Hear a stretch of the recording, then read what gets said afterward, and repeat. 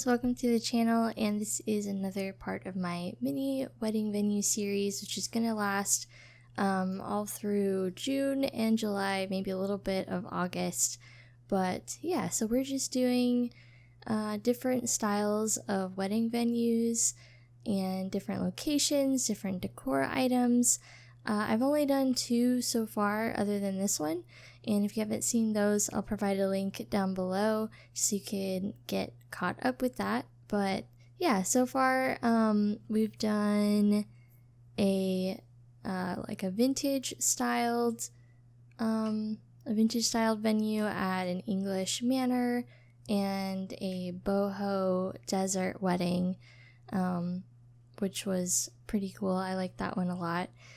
So today we're going to be doing an Eastern inspired wedding venue, and I was heavily inspired by Middle Eastern architecture and also Indian architecture. A lot of India is pretty apparent in this build, I think, and I kind of wanted to merge the two. That's why I'm referencing it as an Eastern inspired venue, because I think that if you have an Arab sim or if you have an Indian sim, I think both cultures could work really well in this venue. Yeah, I didn't really know what to do with the pillars or like the side towers in the corners of the build, because there are no arches that really look like the Middle Eastern arches that have the point in the middle. So I was looking at this table. It's actually a end table that came with City Living, and I was like, oh, what happens if I size it up? And it actually fit the octagon shape really, really well. I was so surprised that it actually looked good. Like it didn't lose any quality and texture, and it fit the shape really well, and I was so happy about it because it just added that extra little detail in the towers that I was looking for.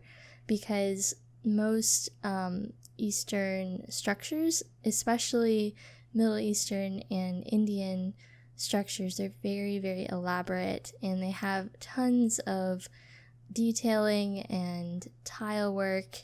So I really wanted to portray that in the architecture as well as the tile used, which the tiles from the vampire pack actually came in handy for this build because they're very ornate and they have a lot of bright colors, which is really nice for this build. So I definitely utilized that on the outside as well as on the inside throughout the builds. And right now I'm just doing the front courtyard, because I noticed in a lot of Eastern structures there would be kind of like a grand entrance almost in the front of the structure, and there would usually be a fountain of some kind with some tile work and a little bit of landscaping.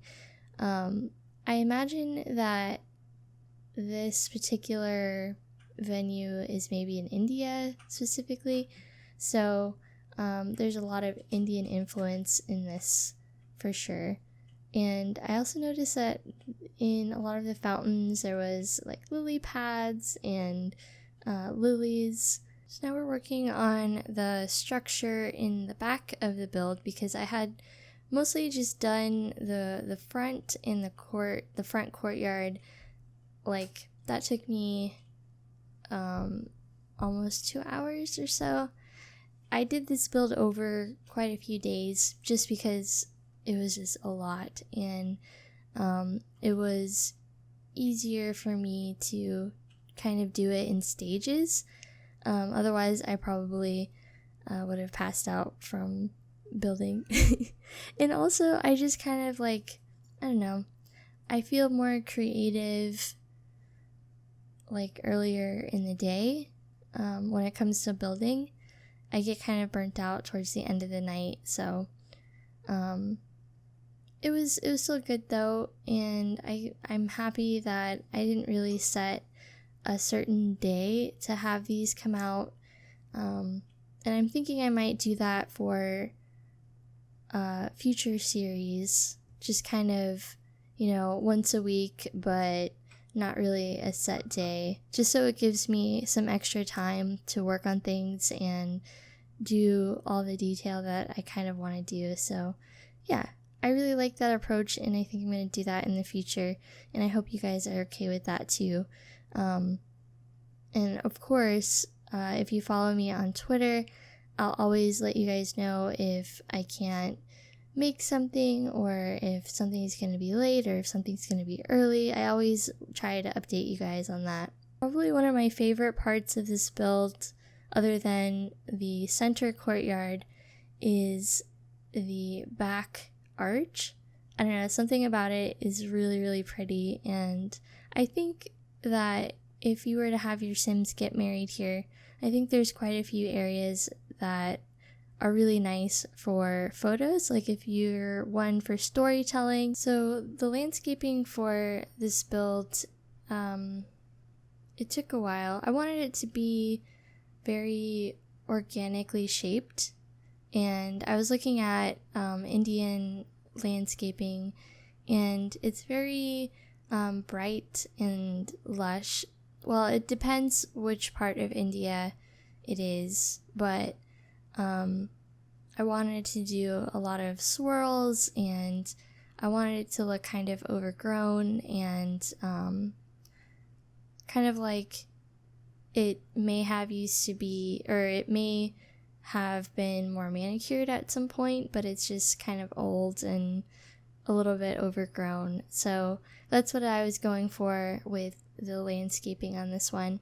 I did cut the right side of the landscaping only because it's literally the same thing on the other side. So what you see here on the left is what I did on the right, and I'm gonna do that as well for when I furnish the upstairs suites, because I basically just did the same thing on the left as I did the right. Well, they're just different colors really, but they're the same pretty much. And I also like to size up some of the flowers sometimes. It just gives you a little extra height and added detail to the landscaping, because a lot of the flowers and the bushes are the same height, so it ends up looking kind of flat if you don't size some of them up. So this is the actual ceremony area, and I wanted to talk to you guys about Eastern wedding traditions, specifically Indian, because that's kind of what I based this area on. So traditionally they're quite a few days long, and they involve several different ceremonies, like painting the hands and feet of the bride, which is called mendi, and garlands are given to guests of honor instead of corsages, and tons of flower petals are thrown for good luck during and before the actual ceremony. So that's why I put a lot of flower petals in the ceremony area and as well throughout the build. Usually the wedding is divided into like 3 parts: pre-wedding, main ceremony, and post-wedding. The pre-wedding has all like the prep involves and a party the night before where each side of the family can meet each other and dance and have like a good time. It would be kind of like a rehearsal dinner that we would have in Western traditional weddings. A pandit who is selected the day of the wedding based on the bride and groom's horoscope says a prayer with the family to wish the couple happiness in their marriage.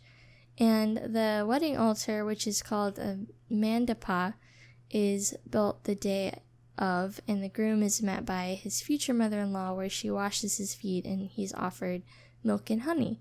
And another tradition is for the sister-in-law to actually try and steal the groom's shoes, and if she steals them, the groom has to pay her to get them back. I love that tradition. I think that's really funny. So both parents give the bride to the groom, and the bride's sari is tied to the groom's scarf to symbolize the union of their souls.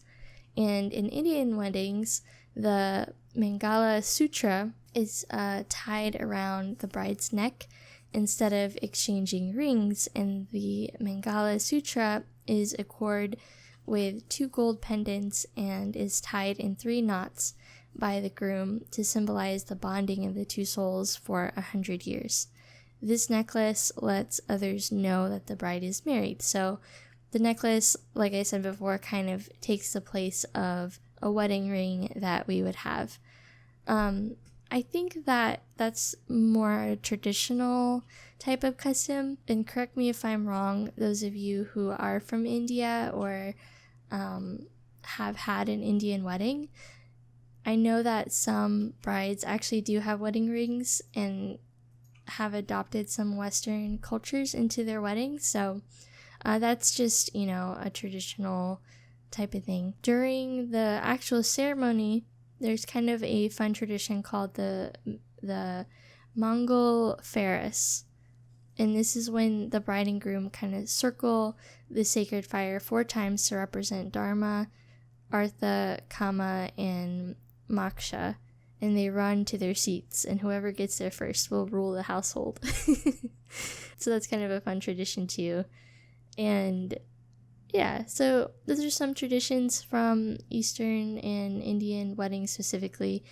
So right now I'm doing the bridal suite, and the groom suite is on the other side of the building, but they're exactly the same, just different colors. And I really like how open it is, and you can actually see into the courtyard, the middle courtyard from each room. There's open arch windows in the bathroom, so you can just take a nice bath and have the running water from the fountain down below, and it's really, really nice. This particular lot is on the 50 by 50 lot in Oasis Springs, so you get some nice scenery, some nice red rock scenery, but it can probably look really nice any lot that it fits, really, I think. But it's available on the gallery if you want to download it. I'm just going to be placing some extra lights around the building and throughout the landscaping because it just seemed a little dark to me. But I hope you guys enjoyed it. I can't wait for the next wedding venue, and I'll see you guys next time. Thanks for watching. Bye, guys.